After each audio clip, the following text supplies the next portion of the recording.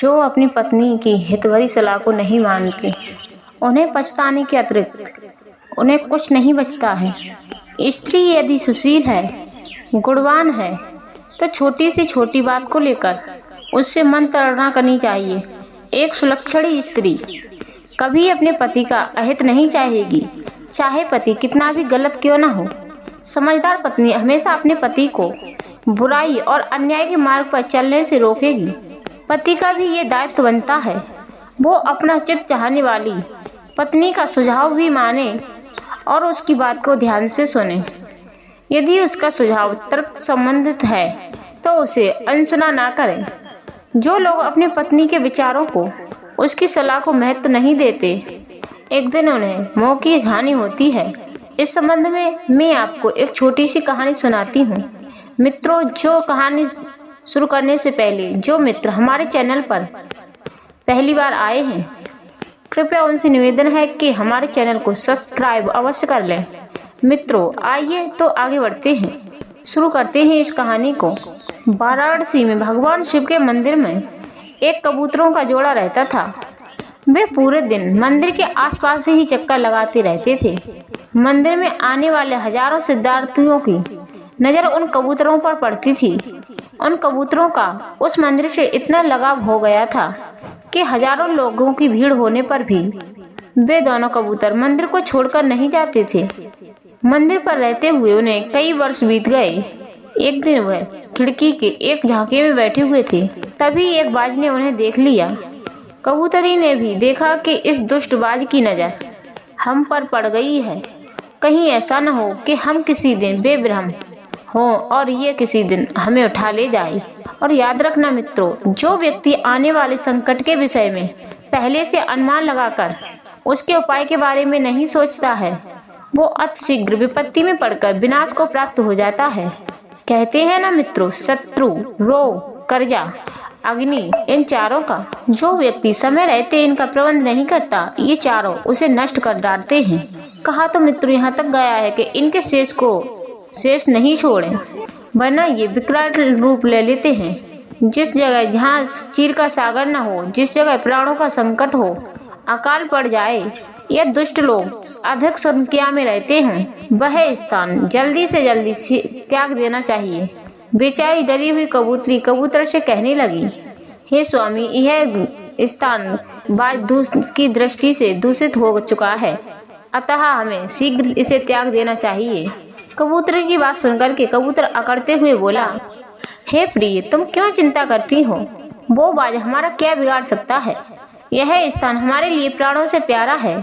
पिछले कई वर्षों से हम यहाँ रहते आए हैं, इतनी आसानी से इस स्थान को हम कैसे छोड़ दें?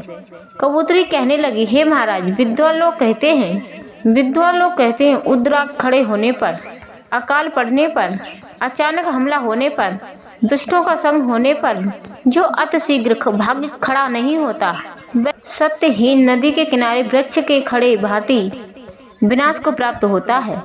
हे स्वामी, जब तक वह काल की बाज हमसे बहुत दूर है, उससे पहले ही हमें यह स्थान त्याग करके किसी सुरक्षित स्थान की चले जाना चाहिए, क्योंकि जीवित रहेंगे तो कोई भी चीज़ फिर से पा सकते हैं और प्राण ना रहने पर किसी भी चीज़ का कोई मूल्य नहीं होता है। मित्र, धन, ग्रह और प्राण रहने पर फिर मिल जाएगा। अगर पुरुष ने अपने आप की रक्षा कर ली तो उसे इस लोक में सब कुछ मिल जाता है। आप तो जानते ही हैं, लोक और मोह में पड़ करके ही मनुष्य विपत्ति में फंस जाता है। एक बार एक सेठ जी ने सफ़ेद चूहा पाला था। वे बड़े प्यार से उसे खिलाते पिलाते थे। सेठ जी की एक दुकान भी थी। उनकी दुकान में बहुत सारे चूहे थे जो दिन रात उनकी दुकान में रखी चीज़ों को खुतरते रहते थे। चूहों से निजात पाने के लिए सेठ जी ने एक बिल्ली भी पाल ली। वो बिल्ली रोजाना 4-5 चूहों को खा जाती थी।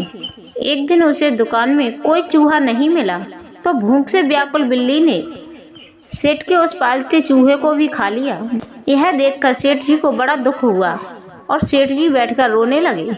सेठ को रोता देख करके एक महात्मा जी ने उनसे पूछ लिया कि आप क्यों रो रहे हो? सेठ ने सारी कहानी बता दी। महात्मा जी बोले, सेठ जी, जब तुमने चूहा पाला तो फिर बिल्ली क्यों पाल ली? तुम्हें पता नहीं कि चूहा बिल्ली का भोजन है? सेठ जी बोले, बाबा जी, बिल्ली तो मैंने दुकान वाले चूहों को पाली थी, मुझे क्या पता था कि वो मेरे पले हुए चूहे को भी खा जाएगी। महात्मा जी बोले, सेठ जी, क्या दुकान में रहने वाले चूहों में जान नहीं थी? पर सेठ जी बोले, महाराज, मुझे तो इसी चूहे से लगाव था।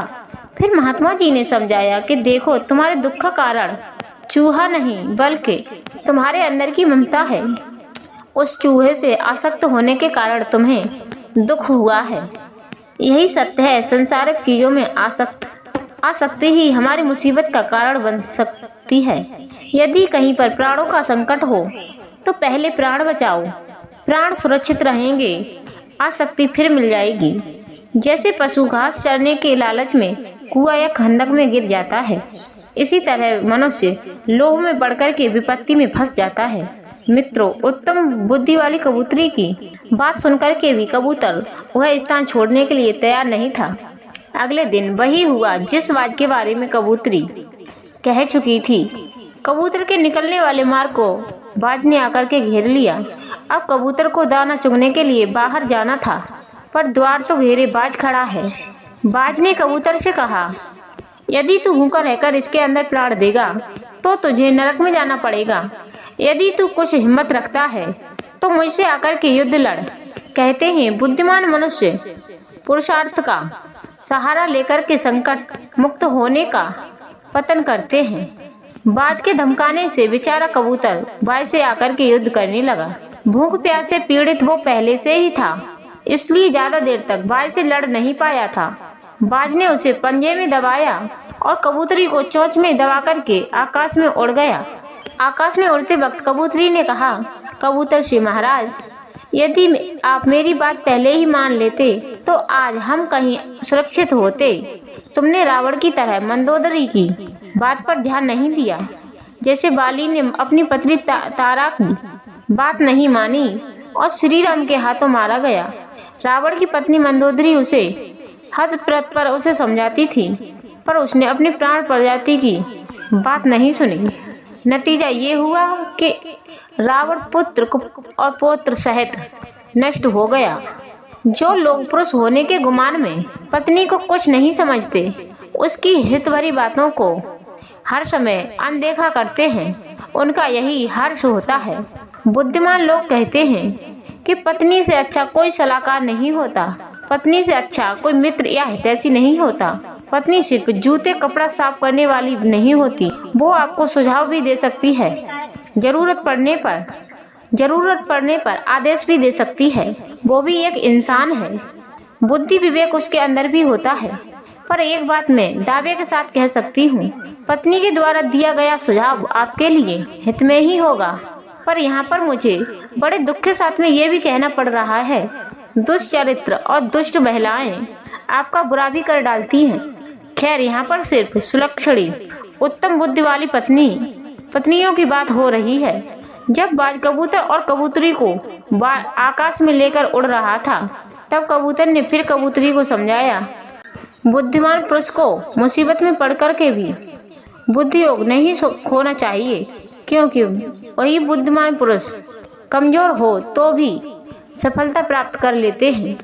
विद्वान लोग विपत्ति काल में भी बुद्धिमान लोगों की प्रशंसा करते हैं।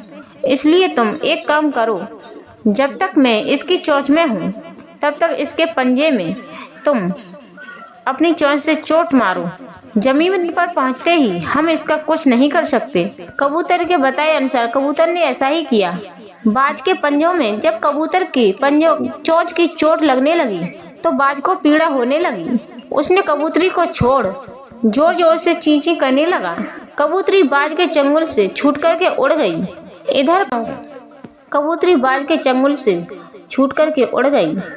इधर पंजों में कबूतर के चोंच की चोट से उसके पंजों की पकड़ भी ढीली हो गई, जिसके कारण कबूतर भी उसके पंजों से निकल गया। इस प्रकार दोनों की जान बच गई। कहते हैं मनुष्य को उस समय तक ही भय से डरना चाहिए जब तक कि भय दूर है। जब सामने आ ही जाए, बेधड़क निडर भाव से उसका सामना करना चाहिए। इसी में उसकी भलाई है। और अंत में एक बात और कहना चाहूँगी, उद्योग करने से दरिद्रता नहीं आती, भजन करने से पाप नहीं लगता, चुप रहने से झगड़ा नहीं बढ़ता, जात से मनुष्य को भय नहीं रहता। मित्रों, यदि आपको ये वीडियो पसंद आई हो तो वीडियो को लाइक शेयर अवश्य करें। आप सभी दर्शकों का बहुत बहुत धन्यवाद। जय श्री कृष्णा, जय श्री राधे, जय श्री खाटू श्याम।